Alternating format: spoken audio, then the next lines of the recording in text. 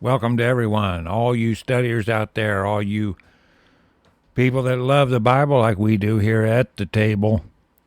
We're still in the book of Acts, and we're now in chapter 23. Now, to recap for a second, Paul is being put in front of the Jews, in front of the chief priests and their council.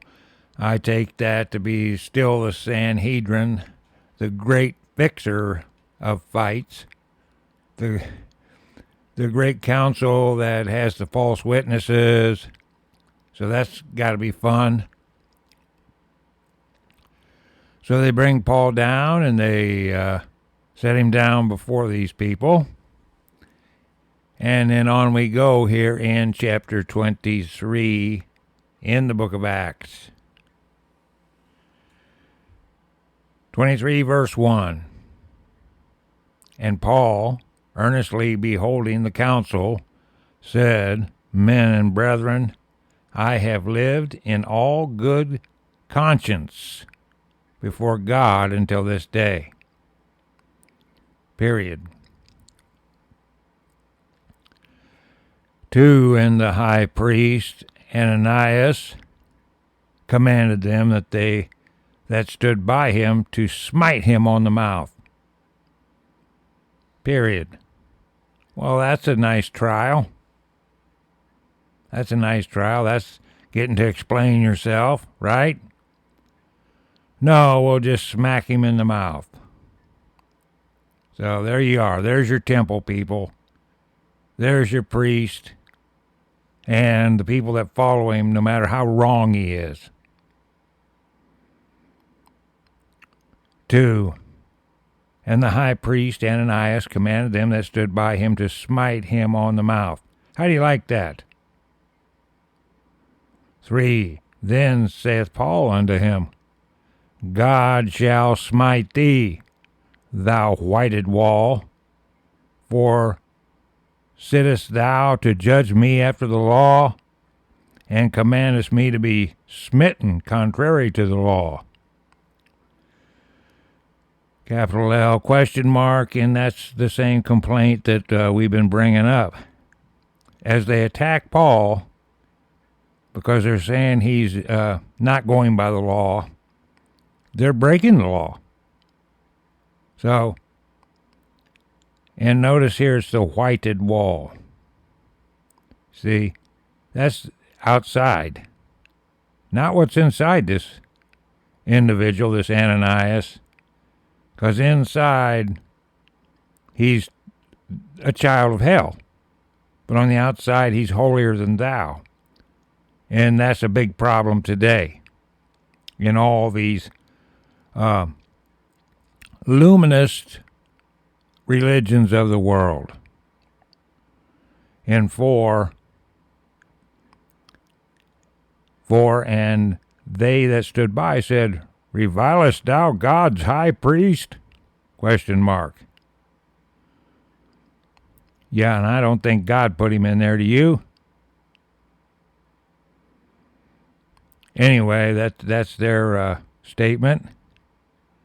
5, then said Paul, I wist not, brethren, that he was the high priest. For it is written, Thou shalt not speak evil of the ruler of thy people. Okay, but let's look at that, period. We're not talking about some fake ruler that God didn't put in there. That's not what we're talking about. When this statement was made back in Exodus, we had some really good leaders. We had Moses, Aaron, and their sister. And they did care for the people. Okay, they had the people's best interest in mind. Moses always had the best interest of the Israelites in mind. Again, nowhere in the Bible does it give anyone a license to sin. And a leader, a judge, a potentate, someone that's in charge, they are under more scrutiny. It's not a license to be evil, okay? And Paul didn't say, I'm going to get you. he said that God's going to get him. And that's a prophecy, and there's no doubt in my mind that that prophecy came true. And I'll tell you another. The rest of his prophecies came true, and the ones that ain't fulfilled, they will be. Paul was full of the Holy Ghost. Unlike these carnal Jewish people studying the Talmud and the Kabbalah and the Zohar here, that's still flourishing in this temple under Ananias. 6. But when Paul perceived that one part were Sadducees, and the other Pharisees, he cried out in the council, Men and brethren, I am a Pharisee, the son of a Pharisee, of the hope and resurrection of the dead. I am called in question. Period. Okay, now, in his wisdom, he's actually looked at this situation, and he uses a little dialectics of his own, not in an evil way. But see, there's a division here. And to take the heat off of himself, he gets the two sides in an argument that they never did settle. They never did. There's the atheistic Jew that is just carnal, period. And then there's the Pharisees that believes in the resurrection and angels, etc. So he pitted them against each other here. Listen to this.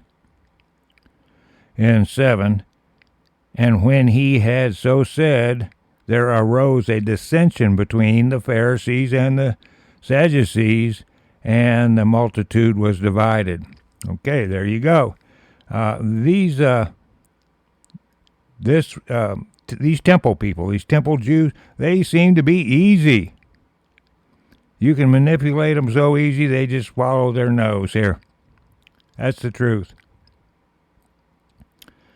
Okay, and then it's explained in 8, for the Sadducees say that there is no resurrection, neither angel nor spirit.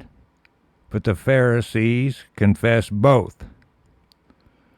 9, and there arose a great cry, and the scribes that were of the Pharisees part arose and strove, saying, We find no evil in this man, but if a spirit or an angel has spoken to him, let us not fight against God. So this kind of worked in Paul's behalf for the time being. 10, and when there arose a great dissension, the chief captain, fearing lest Paul should have been pulled in pieces of them, commanded the soldiers to go down and to take him by force from among them and to bring him into the castle. Now notice how this military fort, folks, is here in Jerusalem. All right? And that's the real archaeology. That fight over the fort up over where the temple was, Christ himself said there wouldn't be one stone of that temple left on top of the other. So they have everybody sitting there worshiping the Wailing Wall, which is part of this fort, this castle here. Hey, I've looked at the excavations. This is old. People bring it up. Hey, you know the temple was down below this fort. Of course it was. The critics that want to say that the Dome of the Rock is where the temple was, they say, well, the soldiers could have never made it down the steps. Now notice here, going up to this fort, this castle, the steps that he was going up. Right, that's the real archaeology. And people, they want you to fight over that Temple Mound. They want you to be afraid of all the bombs. Oh, you're going to be bombed. See, they're using their tricks, their sorcery to manipulate the public, including lying about the archaeology. This fort was there through Rome It just was. And we're reading this. They have people over there that go around and they quiz all these people with their archaeological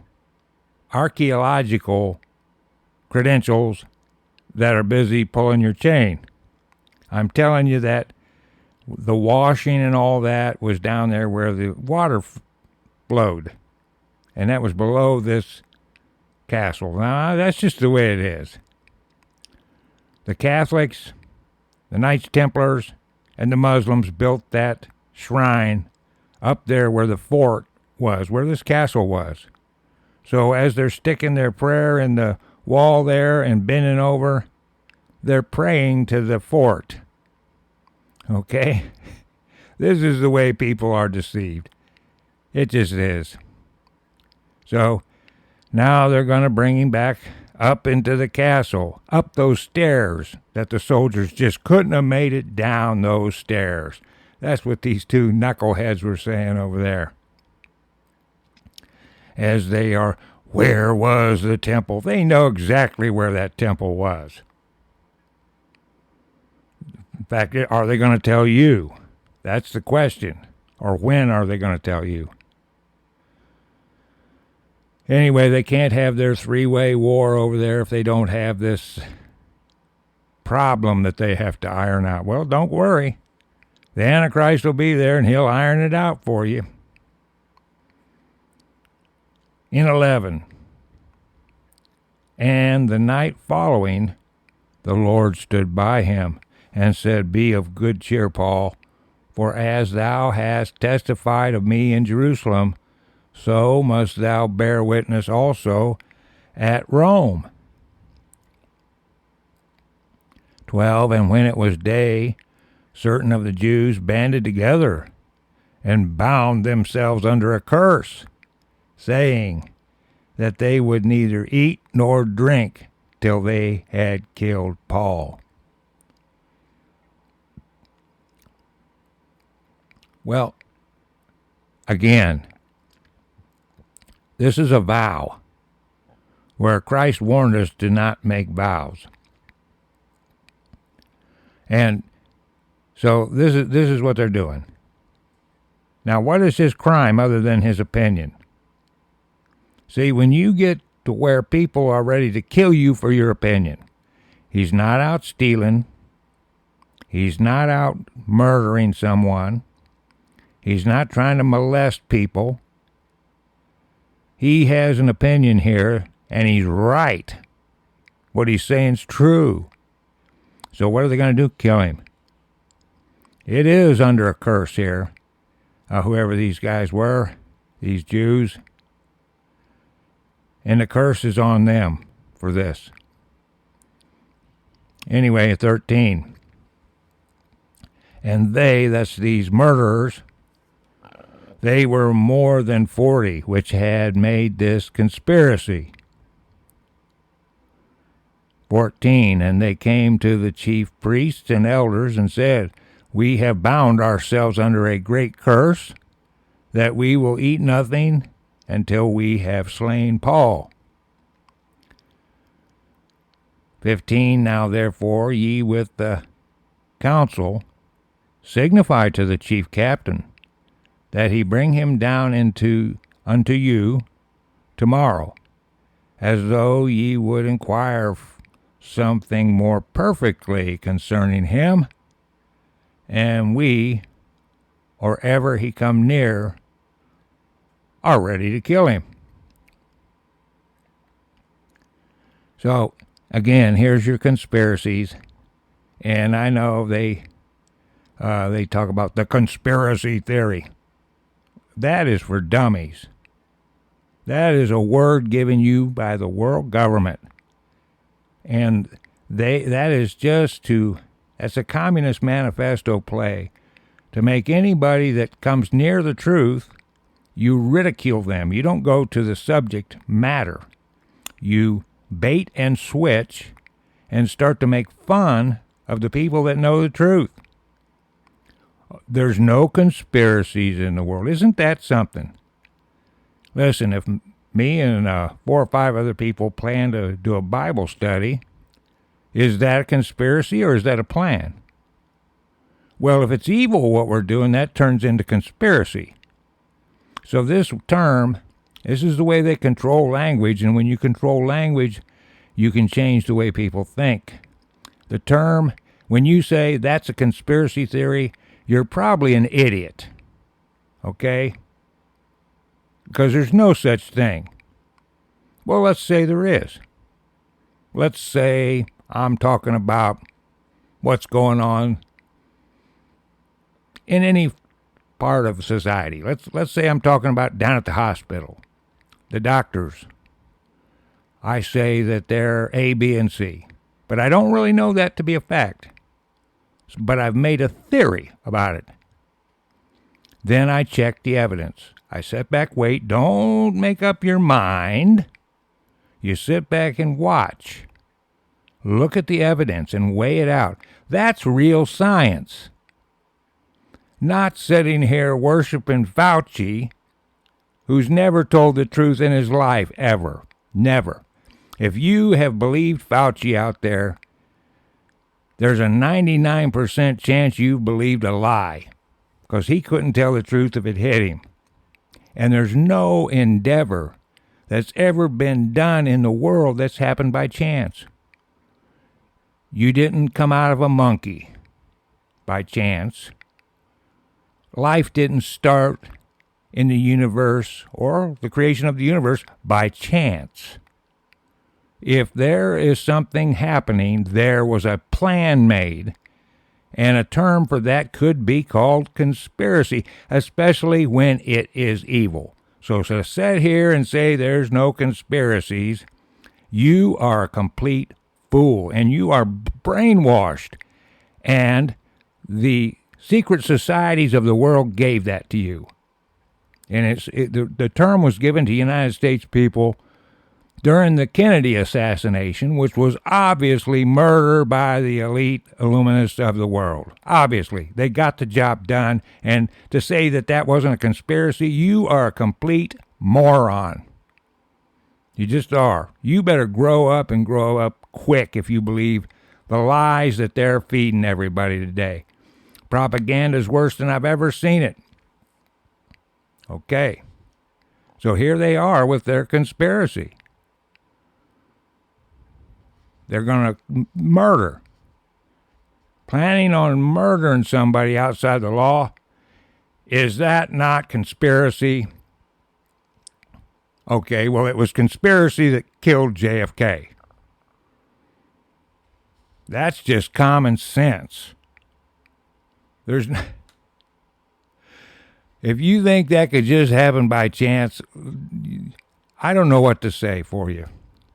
All I can do is pray that that your scales will come off your eyes and ears.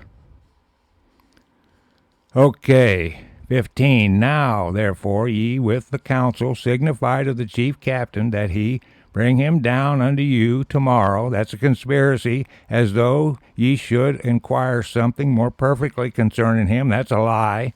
And we, or ever he come near, are ready to kill him. And that is called murder, and this is called a conspiracy, the way they did JFK.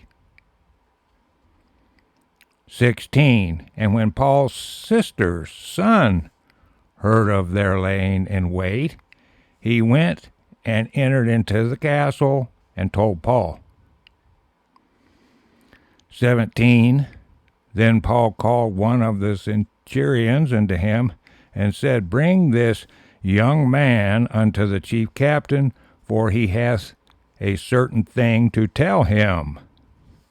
18. So he took him and brought him to the chief captain and said, Paul, the prisoner, called me unto him and prayed me to bring this young man unto thee, who hath something to say unto thee. 19. Then the chief captain took him by the hand and went with him aside privately and asked him, What is that thou hast to tell me? 20. 20. And he said, the Jews have agreed to desire thee that thou wouldest bring down Paul tomorrow into the council, as though they would inquire somewhat of him more perfectly. Period. 21. But do not thou yield unto them, for there lie in wait for him of them more or mo than 40 men. And that's Old English. When I said mo, it's M-O-E. It's actually more. That's Old English. More than 40 men, which have bound themselves with an oath that they will neither eat nor drink till they have killed him. And now are they ready, looking for a promise from thee. Okay, so there's that. In 22 it says, so the chief captain then let the young man depart, and charged him, see thou tell no man that thou hast shewed these things to me. And that's good advice, because that could get him killed with these murderers. You know, these holy people out of the temple there, working for Ananias. They're holier than thou. These murderers.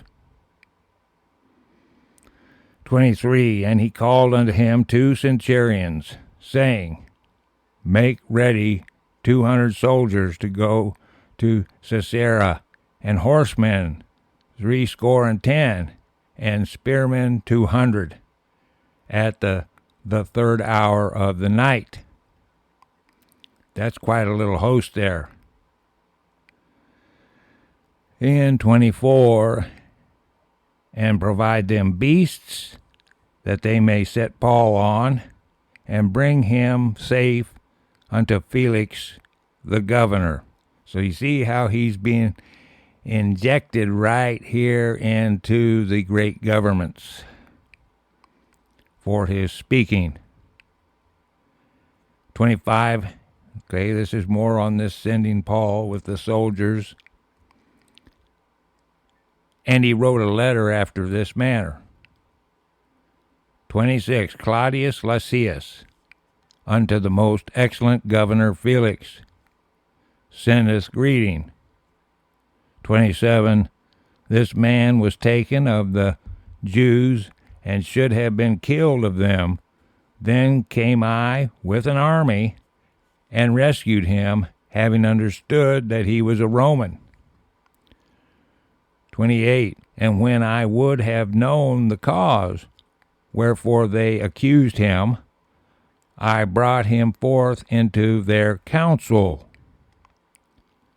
29, whom I perceived to be accused of questions of their law, but to have nothing laid to his charge worthy of death or bonds. Okay, and that's true. There is nothing he's done worthy of death or bonds. These people are cutthroats, man. They just are. There's no other way to put it. It doesn't matter that I'm deceived myself. If I'm out here trying to murder somebody, I'm a murderer. Period. Anyway, in 30. Back to this letter to Felix. And when it was told me how that the Jews laid wait for the man, I sent straightway to thee, and gave commandment to his accusers also to say before thee what they had against him. Farewell. Okay, 31. Then the soldiers, as it was commanded them, took Paul and brought him by night to Antipatris, or Antipatris. 32. On the morrow they left the horsemen to go with him, and returned to the castle. And that castle is the Temple Mount where the shrine is today. 33. Who, when they came to Caesarea and delivered the epistle to the governor, presented Paul also before him. 34. And when the governor had read the letter, he asked what province he was. And when he understood that he was of Cilicia, 35, I will hear thee, said he, when thine accusers are also come. And he commanded him to be kept in Herod's judgment hall. Okay, so there is the last verse of 23. And now you see how people don't care about truth. There's a murderous spirit in these people. And the fact is that some people here seem to at least care about a fair trial for him. And the Lord is with him, and this is going to lead right to his speech, right to the officials, right to the big shots in the world and local governments. Okay, so I will see you in the next chapter, which is 24. See you there.